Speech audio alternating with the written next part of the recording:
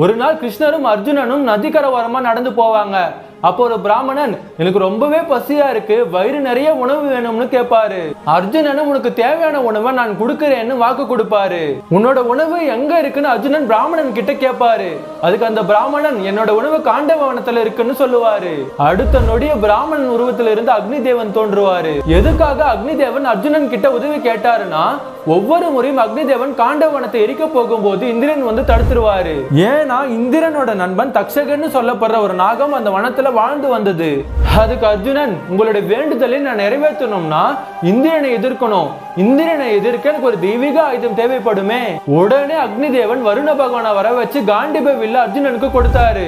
அதுக்கப்புறமா அக்னி தேவன் காண்டவ வனத்தை எரிக்க ஆரம்பிச்சாரு. அப்போ இதை தடுக்க இந்திரன் பல தேவர்களோடு வந்தாரு. அது மட்டும் இல்லாம அர்ஜுனனுக்கு துணையா நிக்கிறது அந்த நாராயணனை யாராலையுமே ஜெயிக்க முடியாதுன்னு தோல்வியை ஒத்துப்பாங்க.